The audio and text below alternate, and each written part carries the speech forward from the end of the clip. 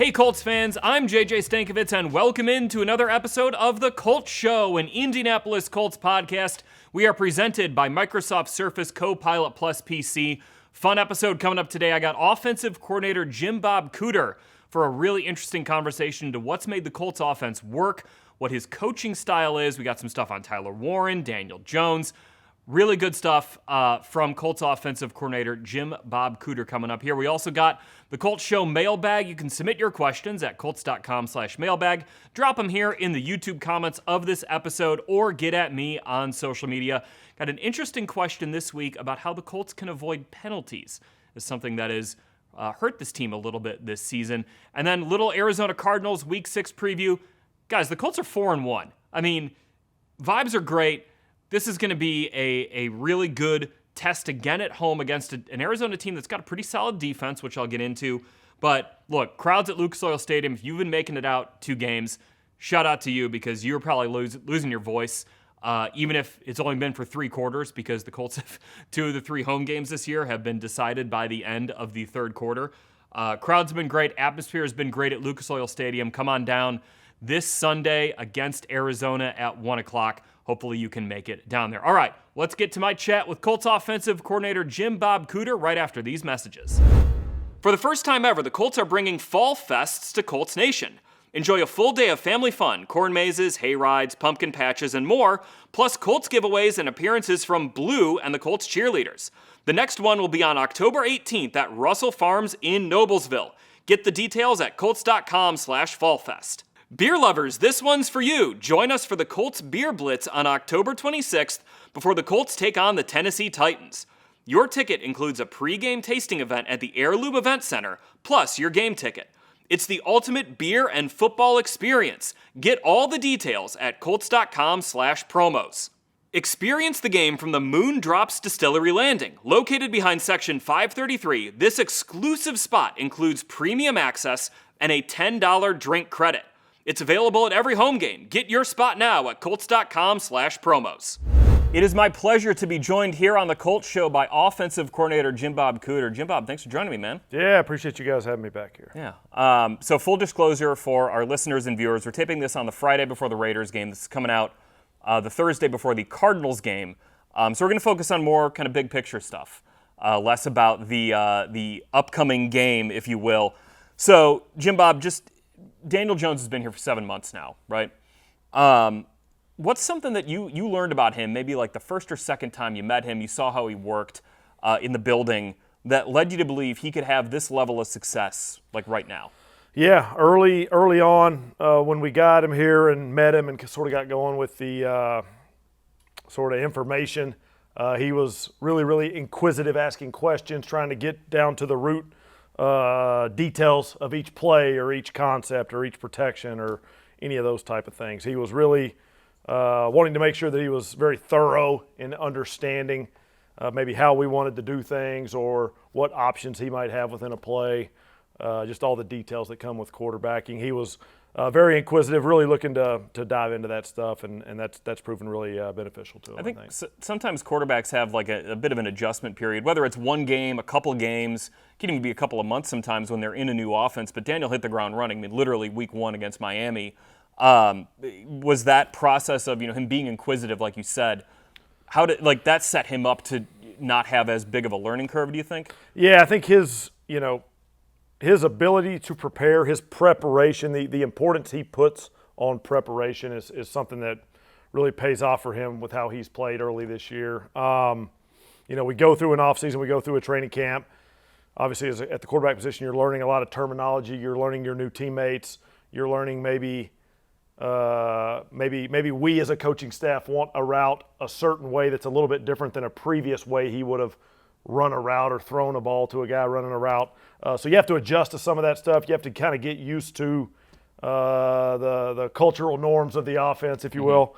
But once you get all that going, you're just going out and playing football. And he's done a great job of preparing each week, preparing throughout training camp, to go execute that next big assignment. Could have been a preseason game, could have been a big scrimmage at the end of the week, and then could have been, week 1, week 2, whatever. So he's taking on each challenge and, really diving into the details. And then as he, has become more comfortable within the offense, he's making it his own. He's having, adjustment ideas and notes for us as a coaching staff, things we can do to put a guy in a better position to have success or to make his life a little bit easier.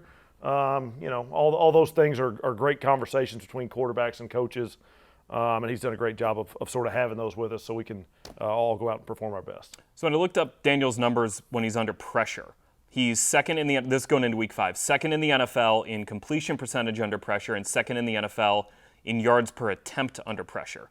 Like baseline, how does a quarterback prepare for that? Because you obviously got the red jersey on all week. The only time a quarterback's getting hit is on Sunday, or even as the threat of getting hit is on Sunday. Like how does Daniel prepare Monday through Saturday to be able to handle that pressure as well as he has? Well, I think there's several ways that can get done in an effective manner. At the quarterback position, preparing for different opponent blitz packages, different opponent pressure problems, different opponents cause different problems in different ways. It might be schematically, it might be personnel, any of those type of things. It might be some play we have where he knows the ball's coming out quick, and then we have another play where we might be holding the ball, and he knows how to sort of operate those two plays a little bit differently to give himself the best chance of success. But ultimately, handling pressure is a team offensive stat. Mm-hmm. The offensive line really having that pocket be as clean as we can make it and fighting through, protecting these great rushers in this league or some sort of really nuanced blitz package that some of these defenses have. Our coaching staff putting together a great plan. Coach Tony Sperano does such a good job working with those guys and putting together a great plan of attack. And then the running backs being there to pick up blitzes, and sometimes they're chipping, helping those defensive ends. Our whole offense works to hopefully have success in those pressure moments. Whether you're bringing a big old blitz or it's just a great pass rush unit, that's the name of the game in this league a lot of times in the pass game. And for us to prepare as an entire offense, we do everything we can to give that quarterback a chance of success. And then Daniel takes it a step further, giving himself the best chance to have success within one of our concepts or just attacking a certain defensive look. I really like the way that you put that it's kind of that team stat. And that even goes to coaches, like you mentioned, Coach Sperano being the guy who kind of takes the lead on the protection plan. I'm curious, with this offensive coaching staff largely being intact for 3 years now, obviously Alex Tandy comes in last year. What has that allowed you guys to do collectively in terms of building on the relationships and maybe the foundation you have there to come up with some different ways to attack opposing defenses? Yeah, I think continuity has real value for us. The first year you're working with guys, maybe you know them, maybe you don't. You're working on a new staff. You're kind of getting used to each other. You're kind of throwing different ideas against the wall. You're sort of seeing how everybody reacts to things. Year 2, you got a little bit more comfort going. I think at this point, we've tossed enough ideas back and forth at each other. We've gone into enough games where we're solving problems to try to give our guys the best chance to have success. We've solved those problems or worked hard to try to solve those problems enough times together that there becomes a shorthand when we have to solve the next problem. Okay, this is kind of like such and such. Or, hey, I've got this idea. It's a little off the wall. What do you guys think? We've kind of done that enough times that, we look for ways to run creative plays in creative ways, and our guys do a good job of sort of coming up with some good ideas. And I think Shane does such a great job of being open-minded to a creative idea that a guy might have on the coaching staff that puts a certain player in a position to have success. And, we've tried some of those over the years. Now, they don't all work. I think of the Tampa one with Zaire on the field and Mo popping that on 4th down. Yeah, it's you try to sometimes do the unexpected, right? We're going to go try to, execute whatever we're going to run the best we can execute it. And sometimes that's a core play that we know really, really well. The defense might know it's something we like to run, but we're going to try to out-execute them. But sometimes there's going to be those creative ones that are sometimes fun. We try to give them goofy names, and the guys remember the goofy names sometimes. And like I said, we got some really creative game planners and creative thinkers on our offensive staff. We're really lucky to have a good group there.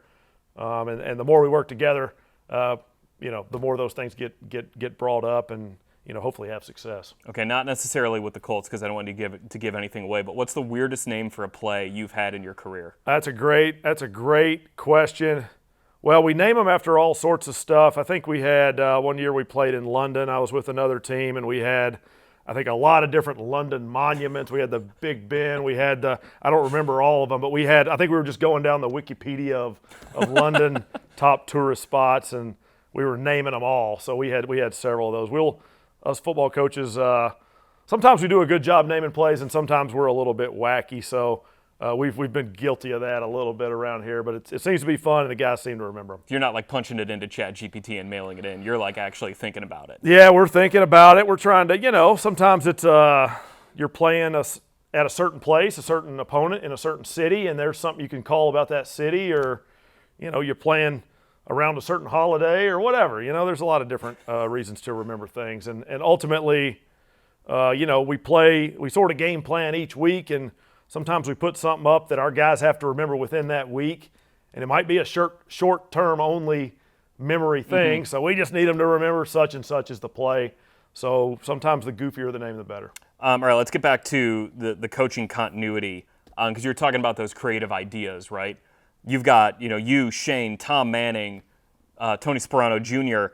How has that continuity helped you come up with these creative ways to use Tyler Warren this season? Yeah, we, when we were, doing our scouting work as a coaching staff, looking at all the guys in the draft and sort of evaluating everybody, we were really excited about Tyler for a lot of reasons, but, we had a lot of discussions about, okay, now, I think if we get Tyler Warren, we could do this. And maybe he can do this, and I think he can do that, and let's try him on this.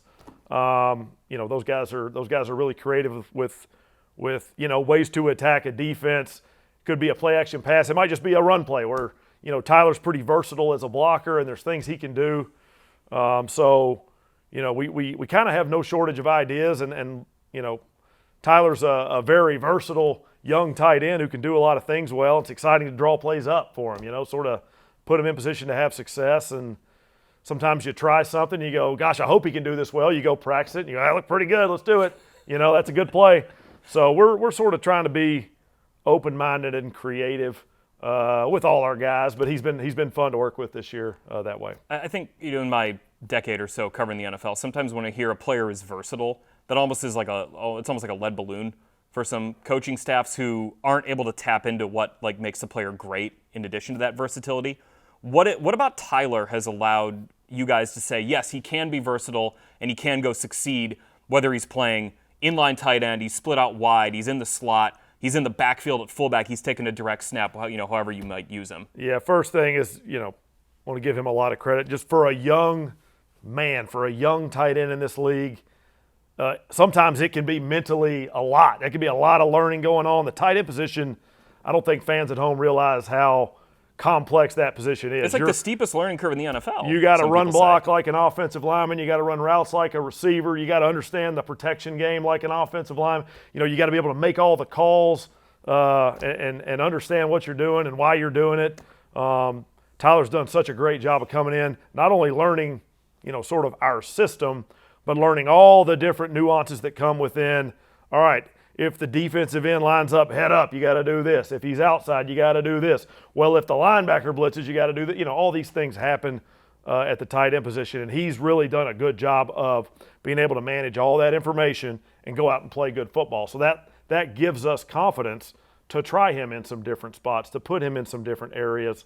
So him being able to sort of manage all that information, and we're really lucky to have a whole tight end room full of those type of really intelligent guys that can manage all that and work together, sort of managing all that as a group, that it puts us in a position to let him try certain things. And so, maybe he's been in the backfield a little bit as a fullback, as a run blocker, and now we try the pass play we hit against Denver, and he's got the physical ability to slip that linebacker, which not all sort of big guys have. That's not easy to do for a big guy. So we'll try to highlight his strengths as a player, but it's his mentality and the way he prepares and the way he goes about sort of learning what we're doing and learning what his opponent's going to do that gives us the opportunity to do that. A lot of credit to him for that. This is an offense that has a lot of versatile weapons, whether it's what Pitt does, Alec does, Josh, AD, JT, whoever it might be. How has Tyler helped maybe unlock those guys' skill sets and like the versatile things they can do within this offense to an even higher level this year? I think it's, the pass game is a little bit about matchups. Yeah. You know, how does the defense match up with the offense, especially in those really, really key downs and distances or the red zone or the third downs, those type of things. And when you add a sort of matchup problem against the defense, now that changes all the other matchups, or that lessens maybe some of the double teams on another receiver, or some of the, sometimes these deep safeties will lean one way or the other. They'll cheat to one side or the other. And now they can't quite do that as much, or they have to really sort of focus on him a little bit more. So we hope that, each eligible receiver that we run out there on a route is a real threat to the defense, and they are worried about those guys. And our guys obviously have different strengths and weaknesses and would try to, sort of play to their strengths. But to have, just one extra guy doing such a great job getting open and sort of making those tough catches when his number's called has been really good, I think, for everybody. The ball gets spread around. I know it's good for a quarterback to have, as many additional targets as we can put out there that are going to go get open on their route and be where they're supposed to be, the better. When you're designing plays and, you're meeting during the week about the run game, how comforting is it to have a running back like Jonathan Taylor? You can say, okay, this is blocked up to do this, and then he can go do that, like he did, against Tennessee on that ISO play. Yeah, that's the name of the game in the run game. Our guys do such a great job of game planning. They work really, really hard to put our guys up front in a great position to sort of block with certain leverage or have a certain advantage on their block up front. And all that's done to give our running back a chance to sort of get through the initial part of the line of scrimmage, right? That sort of first level defensive line, that second level with the linebackers, and then we're counting on the receivers to get those blocks downfield, but you can't block all 11, right? We're doing everything we can to get our running back as far as we can downfield, but in this league, sometimes that's 4, 5, 6 yards, and then it's on the running back, and that's where JT's fun, right? Mm-hmm. That's where those big runs happen, and we go, well, we didn't draw up that spin move, we didn't draw up him missing those three. He's so dynamic, he's so explosive. That's absolutely exciting as a coaching staff drawing up run plays, or I'm sure for Shane calling a run and going, oh, let's see what happens here. We like the run scheme, we like our guys up front blocking it. And then, if we get a little crease here, let's see what JT can do on this play. That's really fun for us. What is something that you've learned about Shane in now 3 years working as his offensive coordinator that, I don't know, maybe would surprise some people? Yeah, a couple things come to mind. One, fans at home don't always see the behind the scenes around here. And, it's been really fun to watch Shane coach the guys and I've been really impressed, or just impressed the wrong word. It's been really intriguing to watch how much he cares about our guys, how into each and every guy on our roster he is, whether they're a young player who's really developing their career, they're an older vet who's got a lot of pelts on the wall in this league. Shane does such a great job connecting with all those guys, and he really cares about their success. He's really, really deeply, intricately involved in caring about their success. And then schematically, I would say just how aggressive he is.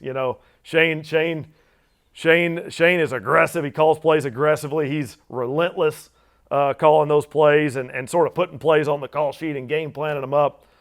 He's going to be aggressive to try to go score a bunch of points, and that's been fun to work with. It's funny you mentioned him being aggressive, because I think sometimes this next thing I'm going to say gets lost in, or like aggressiveness gets lost in this. So when I had Daniel Jones back here before the season, I was asking him about Shane and how Shane almost sometimes he keeps it simple. Like, hey, this is going to work. Let's go do it. They do this, we do that. And what Daniel said is there's a lot of genius in that simplicity. I think sometimes when you hear simplicity, you think it's dink and dunk. We'll take what's there, but it is aggressive. How does Shane balance being, the simplest solution is going to work, but we can still be aggressive? Like, how have you seen him balance those two things? Yeah, you always want to, as we go to game planning an opponent, you want to put our guys in a great position to have success, and you want to have some really core concepts you can sort of lay your head on and just feel great about and go execute. but you don't want the defense to always know they're coming. So you have to do a lot of sort of unique formational things. You have to put guys in different spots. We all grew up in high school running just old school 4 verticals, like pass game, that's a good pass. Well, shoot, we still all run it in the NFL. It's a good pass. There's nothing wrong with it. But we might have to formate it a little bit. We might have to do a unique shift in motion. And maybe last week, Josh Downs was here, but we got to put Josh Downs over here this week. But the quarterback might read it just the same, and he might go attack the defense just the same. And maybe there's some weeks where we love that concept so much, or whatever concept so much, that we put it up 3 or 4 different times on the call sheet. But we have different ways to do it. So it might be simple for our guys. They're learning the same play 4 different times within a week. But they're in different spots. It presents differently to the defense. And then within that simplicity, we try to have the creative plays we talked about earlier that they do keep the defense off guard. Like, shoot, hey, we know they kind of like this concept and that concept, and this guy's going to run some of these routes and that guy's going to run some of those routes. But you want to hit them with something they don't know is coming also. And it's a mix of those two sort of thought processes that Shane's so good at. I want to get you out here on this. This is year 16 for you in the NFL. Is that right? Sounds right. I'll go with it. If you've ever had someone come to you, whether they're, still in college or even in high school, and say, hey, like, you've been doing it for a while in the NFL.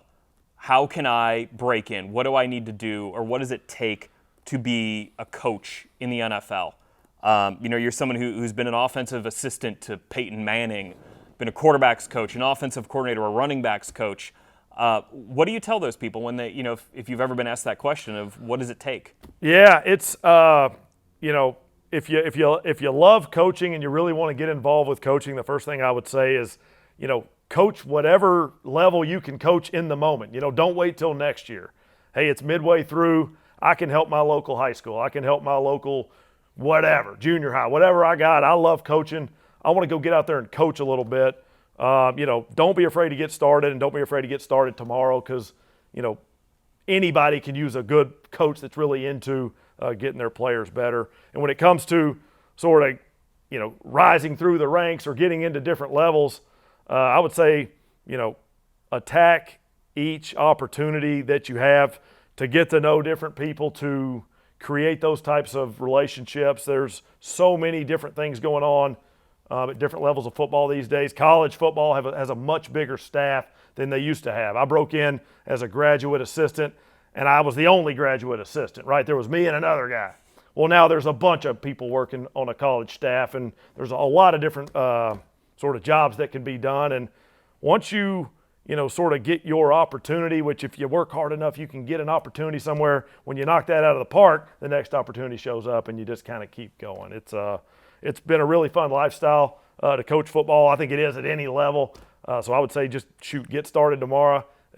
Wherever you can go help, and go attack opportunities when they show up. What about handling like a setback or something? Because and this is more a micro one, but I think you've told the story of the time that Peyton asked you to find like a certain some team you guys were playing, go find this certain blitz package or something, and you were like, I couldn't find it. Yeah. Tell me if I'm telling the story right.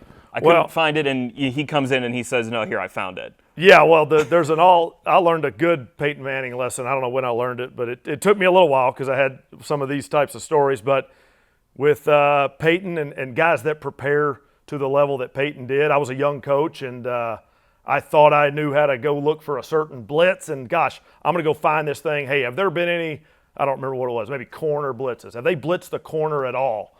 And I went and did whatever I did as a young coach, and I came back and I said, nope, they have not blitzed the corner. Doesn't exist. And he goes, all right, go to Miami, play 38 from last year, and there's a corner blitz. So you kind of learn to say, try to be careful saying always and never, and, it has never happened. But, we're all learning. We're all, hopefully lifelong learners in this profession. And, shoot, that's the benefit of having a quarterback that prepares like Peyton Manning. Those guys hold you to a certain standard, and I learned a ton, going through that process. And, shoot, I got a lot better for it because I learned how to check that tape a little bit closer, and the next time around I was more accurate when I said those types of things. So you get better from those setbacks. You learn from those things, and they're ultimately really good for you. I will say always a pleasure talking to you, Jim Bob. Thanks for joining me here on the podcast. Yeah, same. Appreciate you having me. All right, back here on the Colts Show, it's time for the Colts Show Mailbag presented by Microsoft Surface Copilot Plus PC. Achieving greatness with real-time AI insights from the field to the front office. Microsoft Surface Copilot Plus PCs are transforming how the Indianapolis Colts win. All right, today's question comes from Adam Weddle from Indianapolis, and he asks, we're seeing too many holding calls on massive plays. How do the Colts fix this in practice? So, Adam's right.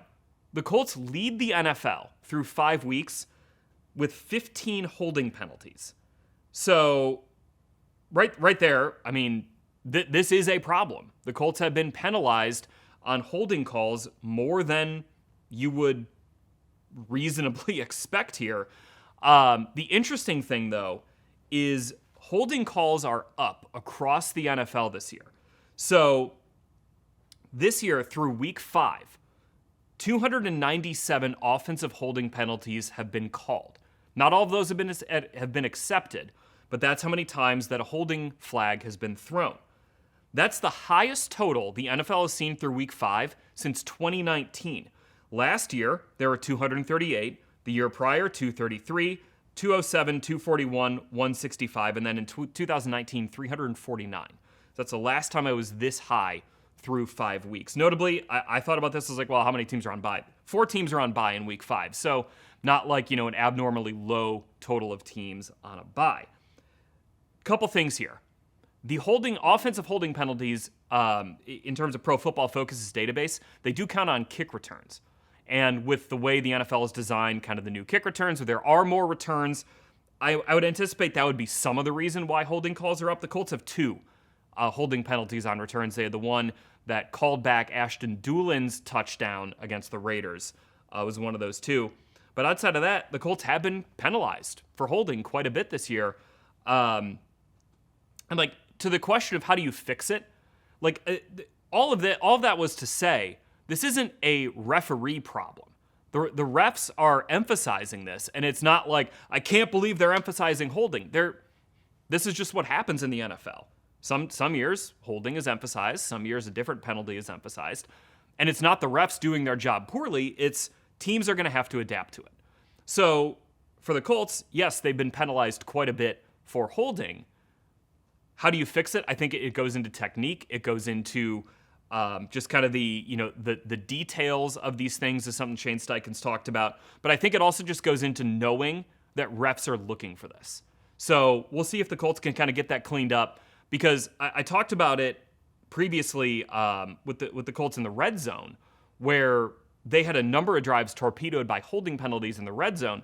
Against the Raiders, at least, they had 1 holding penalty when they got down into the red zone. They were able to overcome that with that awesome play that Josh Downs made, where he kind of spun away from a defender, then hit an actual spin move to pick up the first down on 3rd and 12. Colts were able to punch it in after that. So yeah, Adam, really good question. I was thinking about this too, because I was watching the Chiefs-Jags game on Monday, and I was like, man, there are a lot of holding penalties being called in this game. So it was already kind of in my head. Adam then maybe found a way to get into my brain a little bit with that question. But really good one there. Again, more holding penalties are being called league-wide this year. The Colts are just going to have to adapt to that being the reality. Again, you can submit your questions to the Colts Show Mailbag at colts.com/mailbag right here in the YouTube comments of this episode or through social media. I'll get to some other questions on colts.com on Thursday here for the mailbag. All right, let's talk about Week 6. Did you see how the Arizona Cardinals lost in Week 5? I'm sure you have by now. An absolutely chaotic loss for the Cardinals. Amari DiMercado, their running back, who's in there because James Conner and Trey Benson, their top 2 running backs, are hurt. He does the thing where he drops the ball before the goal line. Unfortunately, we have some experience with that here in Indianapolis. That would have put the Cardinals up, I believe, 27-6 late or sometime in the second half. Instead, they do not. The Titans are able to get back into the game on probably the weirdest touchdown I've ever seen, where Cam Ward throws an interception. There's a fumble. The ball gets squirted into the end zone. Tyler Lockett falls on it. Just a weird game. But Arizona this year has played some weird games, and every single Cardinals game this year has been decided by one score. Their 2 wins, which came in the first 2 weeks of the season, they beat New Orleans by 7 and Carolina by 5. They then lost to the 49ers by 1, the Seahawks by 3, and the Titans by 1. So Shane Steichen said it earlier this week, a couple bounces go the Cardinals' way, and their record is flipped. They could be coming in here 4-1 just as easily as 2-3. So what do the Cardinals do well? I think defensively is where I would start. They don't get a ton of sacks. They don't turn the ball over a ton, but they're just really sound. And I think that's kind of a typical Jonathan Gannon defense. He and Shane Steichen worked together in Philadelphia. Jonathan Gannon used to be here as defensive backs coach under Matt Eberflus. They're sound in the way they play. They're good against the run. They're 7th in rushing yards per play at 3.9 yards per carry allowed. They spent a lot of resources this offseason to shore up their defense and make that a strength of their team on that side of the ball. So they're going to be a tough challenge. I mean, look, they're only allowing 19.2 points per game. That's 4th in the NFL, right behind the Colts, who are 3rd at 17.8 points allowed per game.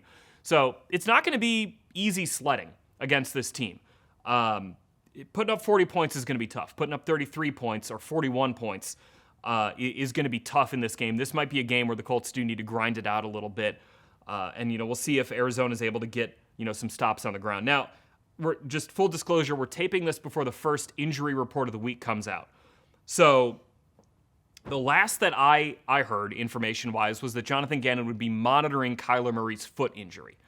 It knocked him out of the game against Tennessee for a couple of plays. He came back in, he finished the game. But Kyler Murray this year is having a very interesting season. So he's completing 68% of his passes. That's a really high rate. But he's averaging just 6 yards per attempt, which is 32nd out of 40 quarterbacks with 25 or more attempts this year. He's going to scramble, right? We know that about Kyler. He's got the 3rd most scrambles in the NFL, 17. The other thing we know about Kyler, he's not very tall. So get your hands up. Kyler Murray, 7 batted passes this year, tied for the most in the NFL. The Colts did a really good job with that against the Raiders last week. They kind of knew Geno Smith was going to throw a little bit low, especially down in the red zone. That's how Grover Stewart got his hand up, knocked that pass in the air that Latu intercepted. Murray, though, he's not going to give you the ball a whole lot. 6th lowest turnover-worthy play rate in the NFL. He has the 8th lowest big-time throw rate, so he's not taking a ton of risks. I don't know if that benefits the Cardinals or not, but it does mean, hey, you might not be able to get the ball away from Arizona a whole lot. You're going to have to make some stops probably on 3rd down in this game. Cardinals not very explosive on offense, 28th in explosive pass play rate this year. They do a decent job protecting Kyler, and Kyler, I think, does a good job protecting himself. They're top 10 in pressure rate allowed. And then, Marvin Harrison Jr. he's extremely talented. The production hasn't been, I think, what people thought. I was surprised to learn this. So he had 98 yards against the Titans in Week 4. That's the 3rd most receiving yards he's had in a game in his career, 98. He's a better player than that. You got to be aware of him, certainly. Got to be aware of Trey McBride. He leads the Cardinals with 42 targets and 29 receptions at tight end. It's going to be an interesting game. I mean, Shane Steichen and Jonathan Gannon know each other really well. They know each other's tendencies, what they like to do. This is going to be a challenge for the Colts to overcome. You're riding high at 4-1. You just beat the snot out of the Raiders. Now you got a Cardinals team that's coming in that is going to be down a little bit after losing that game to Tennessee. But you got to be able to take care of business here. You got to know this is not you shouldn't expect this to be a blowout. You should expect this to be a 4-quarter game. I think the Colts expect every game to be a 4-quarter game. It just so turns out that 3 of their 5 games this year have not been 4-quarter games, which is pretty wild. Just going to be an interesting challenge here for the Colts on Sunday against Arizona. You win this game, you come out of it 5-1. You go back to L.A. feeling really good about yourself. And, now you got to keep pace with the Jaguars. They're just straight up. We had Robert Mays on the pod last week, and I asked him about the Jags, and he brought up turnover luck and how maybe they're getting, some bounces to go their way. But watching that game against the Chiefs, where they maybe got lucky at the end, where Trevor fell down and still was able to get in the end zone for the game-winning touchdown. But Jacksonville kind of got jobbed a little bit on the pass interference that they didn't call that led to Trevor's interception. They probably got jobbed a little bit on an OPI call that the officials waved off down at the goal line for Kansas City. So Jags are going to be right there this year, I think. I think I feel pretty comfortable saying that.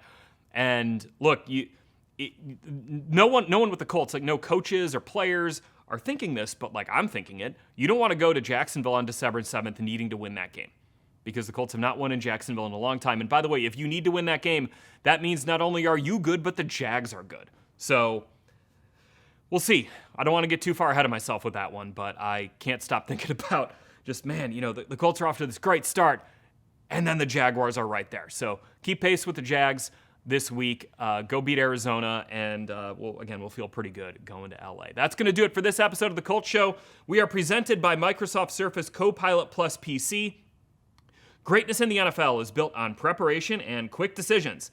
That's why the Indianapolis Colts trust Microsoft Surface Copilot Plus PCs, bringing real-time AI insights to the sideline so coaches and players can make smarter, faster decisions when it matters most. From the field to the front office, Microsoft Surface Copilot Plus PC is transforming how the Indianapolis Colts win. Microsoft Surface Copilot Plus PC, where every day is game day. Thank you for watching. Thank you for listening to this episode of the Colts Show, an Indianapolis Colts podcast. We'll be back next week looking ahead to the Colts and the Los Angeles Chargers at SoFi Stadium. Talk to you then. So long.